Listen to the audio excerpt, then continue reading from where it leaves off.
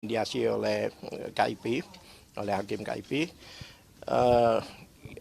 hampir full ya itu ruangan itu karena banyak dari KPU juga banyak orang, ya kan. Yang mana di dalam mediasi ini ya sedikit mengerucut ya, artinya ada satu keinginan untuk kooperatif dari KPU untuk menyerahkan beberapa informasi yang kami inginkan. Itu. Jadi dia akan berikan kami informasi-informasi, kami nggak sampaikan ya seperti apa, tapi sesuai dengan permohonan kami. Diberi waktu 7 hari maksimal. Dan mereka sepakat dan sudah ditandatangani langsung oleh Pak Bona ya, oleh Pak Bonatua sebagai prinsipal kami. Ya kan? Kami kebetulan dari tim pembela penegak keadilan ini kita sepakat tadi ya, bahwa nama tim kita ada tim pembela penegak keadilan dengan para advokat ini.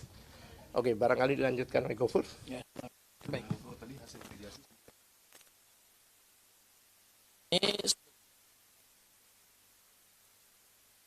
sengketa informasi publik oleh Pak Bonatua, yaitu yang pertama, beliau meminta salinan ijazah Pak Joko Widodo yang sudah dilegalisir ketika mencalonkan diri sebagai calon presiden pada 2014-2019. Kemudian yang kedua juga salinan ijazah yang dilegalisir pada pemilu presiden 2019 dan 2024. Dan kemudian yang terakhir adalah berita acara penerimaan ijazah oleh KPU dari tim sukses Joko Widodo, Pak Joko Widodo dan Yusuf Kala periode 2014-2019. Nah, dari 3 dokumen itu, 2 sudah dipenuhi oleh KPU, yaitu salinan ijazah terlegalisir 2014-2019 dan 2019-2024. Hanya satu yang belum diserahkan oleh KPU, yaitu berita acara penyerahan atau berita acara penerimaan salinan ijazah terlegalisir periode pemilihan presiden 2014-2019 itu yang belum diserahkan. Nah, yang dimediasi hari ini mengerucut kepada berita acara penyerahan atau berita acara penerimaan ijazah salinan terlegalisir 2014-2019 karena Pak Bonatua sudah menerima 2 dokumen terlebih dahulu, yaitu salinan ijazah terlegalisir 2014-2019 dan 2019-2024 itu beliau sudah terima. Nah, hari ini yang dimediasi oleh Komisi Informasi Publik itu adalah ada tenggang waktu 7 hari. Kemudian nanti setelah 7 hari, paling lambat 7 hari KPU harus menyerahkan berita acara penerimaan ijazah Pak Joko Widodo untuk pemilu presiden 2014-2019. Sementara untuk sengketa yang berkaitan dengan ijazah Pak Joko Widodo itu akan masuk dalam proses adjudikasi. Artinya akan disidangkan oleh komisioner terkait dengan ada 9 item informasi publik yang ditutup oleh KPU. Tadi memang juga dimediasi agar supaya ada beberapa permintaan apakah bisa dibuka enggak oleh ke publik. Tawaran dari KPU tadi sebetulnya mereka hanya ingin memperlihatkan saja 9 item informasi yang ada dalam ijazah Pak Joko Widodo yang ditutup selama ini, yaitu ada tanda tangan rektor, ada tanda tangan dekan, ada tanda tangan pejabat UGM yang mengesahkan ijazah, kemudian nomor seri, kemudian tanggal lahir. Pokoknya intinya ada 9. Tadi ditawarkan oleh KPU supaya cukup diperlihatkan saja kepada Pak Bonatua. Tapi kemudian Pak Bonatua bersama kami selaku tim kuasa hukum dipimpin oleh Pak Al-Katiri, kemudian juga ada Bu Kurnia, kemudian ada Bang Azam, dan ada yang lain. Kami secara tegas menolak. Kenapa? Karena kalau diperlihatkan saja ke Pak Bonatua, berarti itu kan bukan informasi publik, itu informasi pribadi. Nah, kan kepentingannya Pak Bonatua kan adalah ingin mendapatkan informasi itu, kemudian beliau akan membuka itu kepada publik melalui satu hasil penelitian ilmiah. Oleh karena itu, kesepakatan kami tadi bersama KPU adalah kami akan menantang KPU dalam proses adjudikasi. Sehingga nanti ujung daripada proses adjudikasi itu kami harapkan Komisi Informasi Pusat bisa secara imperatif memaksa KPU supaya 9 item yang mereka tutup selama ini itu kemudian bisa dibuka dan diserahkan kepada Pak Bonatua demi kepentingan penelitian ilmiahnya. Mungkin itu yang bisa saya sampaikan ya, mungkin Pak Bu Kurnia bisa tambahkan sama Bang Azam ya. Habis Bang Azam, Bu Kurnia, habis Bu Kurnia baru kemudian ke Pak Bonatua. Ini saya cuma mau menambahkan dari 9 item yang disebut tadi itu kaitannya dengan pasal 4 KIP. Boleh mendapatkan kita, boleh mendapatkan. Jadi kalau boleh mendapatkan nggak perlu harus melihat. Berarti kita mendapatkan tuh pasal 4. Lanjut. Ya, bismillahirrahmanirrahim. Kami ingin mengatakan kepada masyarakat Republik Indonesia bahwa sidang Komisi Keterbukaan Informasi Publik ini memang merupakan suatu sarana ya di mana antara masyarakat dengan badan publik untuk mendapat informasi yang transparan, akurat, yang senyatanya susah untuk didapatkan dalam tenggang waktu tertentu. Kita harus memahami bahwa ini adalah fakta. Ada semacam lembaga-lembaga publik yang tersandra pada hari ini hampir 10 tahun terakhir. Let's say ambil contoh KPU RI, KPUD, kemudian mungkin UGM sendiri, bahkan kepolisian, ya, bahkan ANDRI. Jadi untuk mendapatkan data dari mereka ini, kadang kita harus melakukan suatu upaya yang sangat keras. Nah, oleh karena itu, karena mungkin kepercayaan publik juga semakin menipis dengan hal tersebut, maka sidang di Komisi Informasi ini adalah merupakan suatu sarana, ya. Nah, kami hanya mengharapkan bahwa semoga para hakimnya nanti masih tetap konsisten karena so far so good, mereka cukup clean, cukup clear dan berkeadilan, dan ini masih memberikan harapan ya. Karena apa? Harusnya memang kalau kondisi peradilan kita yang berpancasila, kita tidak akan memerlukan urat leher yang terlalu banyak dikeluarkan untuk bisa mendapatkan hal tersebut begitu. Jadi saya kira semoga Pak Bonatua mendapatkan apa yang diharapkannya lewat sidang-sidang kita ke depan. Terima kasih. Ya. Udah ya, terima kasih ya.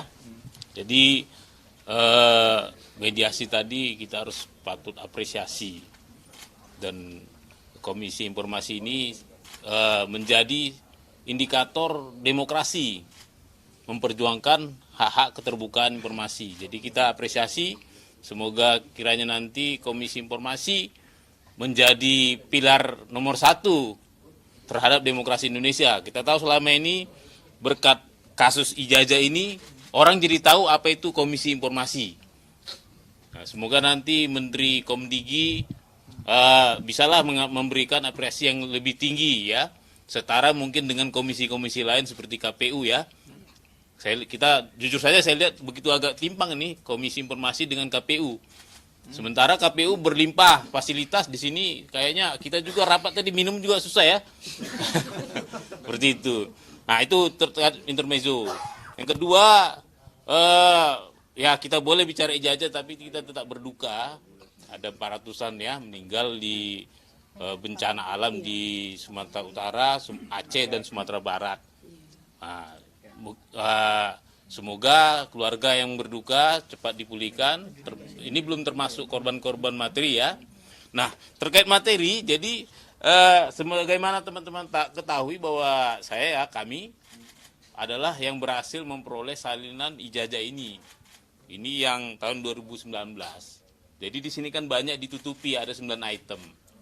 Nah, ini sebenarnya hanya sebatas kertas kalau tidak ada dokumen verifikasi yang mengalaskannya, yaitu dokumen-dokumen verifikasi. Inilah yang saya minta di mediasi tadi. Karena untuk ijazah tahun 2019 itu sudah diberikan. Tapi untuk ijazah 2014 itu belum diberikan sama sekali. Kita kan ingin tahu sebenarnya ini yang dikasih fotokopi ini apa sih?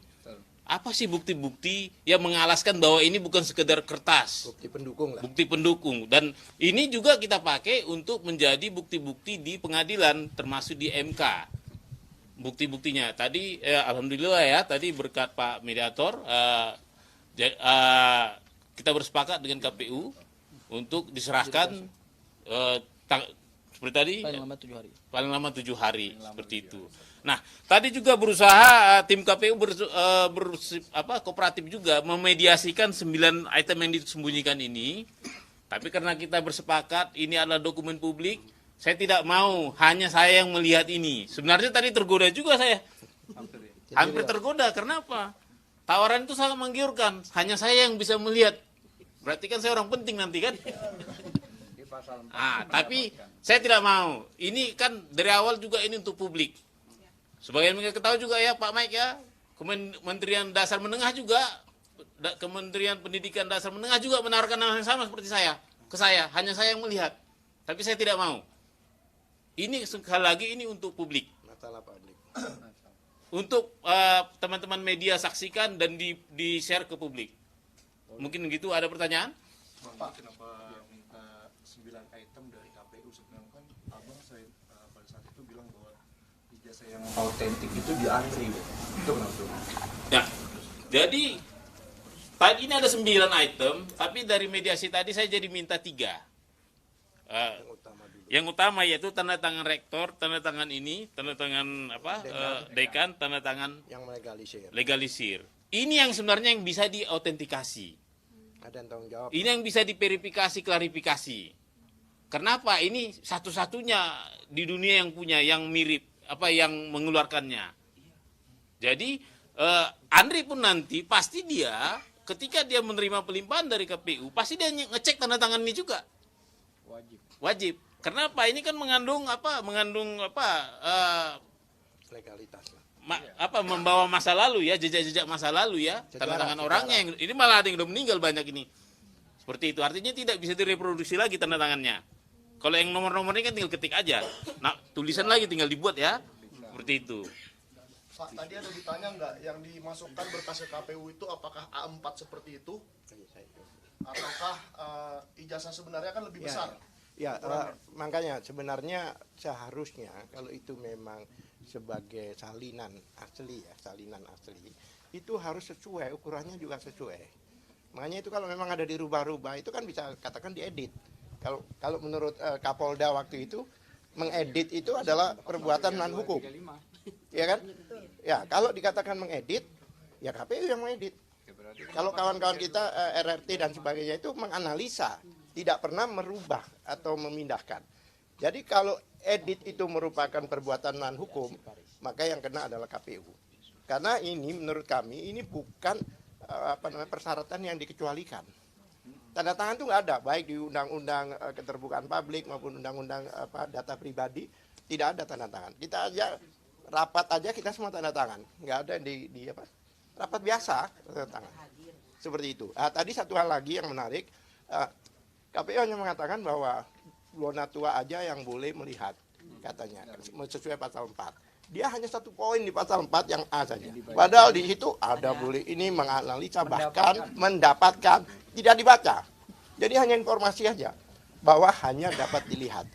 Kami suruh waktu itu, tolong baca semuanya dong, jangan separuh-separuh. Terdiam. Ini memang karena dokumen publik ini sudah bikin milik pribadi lagi, tapi milik publik. Nah itu. Ya, mungkin saya mau tambahkan lagi sedikit ya Bang Michael ya, terkait dengan tadi autentikasi ya. Jadi berdasarkan keterangan ahli arsiparis dalam melakukan autentikasi terhadap ijazah terlegalisir fotokopi, memang harus disandingkan dengan yang asli. Kenapa? Di situ ada 3 item utama yang akan dilihat. Yang pertama adalah formatnya yang dilihat. Formatnya sesuai nggak dengan asli, ya. Kemudian yang kedua dilihat isinya. Isinya tuh inilah 9 item yang ditutup ini, ya kan, akan diautentikasi rektor yang tanda tangan, dekan yang tanda tangan, pejabat yang mengesahkan, kemudian tanggal pengesahan, kemudian nomor induk ijazah, kemudian tanggal lahir dan seterusnya. Ini namanya isi. Kemudian yang ketiga akan dilihat adalah struktur daripada ijazahnya, gitu ya. Struktur itu berarti semua daripada item-item ini sesuai nggak sih dengan struktur aslinya. Nah ini yang sampai hari ini kita tidak pernah mendapatkan kepastian dari KPU apakah memang sudah dilakukan autentikasi apa belum. Nah memang sudah terbukti juga di persidangan sebelumnya gitu. Ada keterangan dari pihak pihak KPU bahwa terkait dengan ijazah asli Pak Joko Widodo dengan salinan terlegalisir yang disampaikan kepada KPU sebagai persyaratan menjadi calon presiden 2 periode, itu memang tidak pernah dilakukan autentikasi, yaitu membandingkan asli yang terlegalisir dengan keaslian ijazah fisiknya yang ada di tangan Pak Joko Widodo. Nah ini yang tidak pernah dilakukan autentikasi. Sehingga 9 item yang ditutup ini tidak bisa juga kita pastikan dengan aslinya apa sama apa enggak. Ya, itu yang bisa saya tambahkan ya Pak Bonatua ya. Jadi saya pertegas lagi bahwa karena ini kebutuhan publik. Publik itu adalah rakyat. Karena diatur dalam pasal 1 ayat 2 Undang-Undang Dasar 1945, rakyat yang memiliki daulat di negeri ini. Maka tidak ada alasan ini tidak diberikan kepada publik. Karena ini pentingnya bahwa publik harus mengetahui. Kenapa? Pada saat duduk semua pajak dari rakyat. Semua gaji dari rakyat. Maka tidak ada alasan. Masa rakyat mau minta harus dipersulit? Mungkin cukup.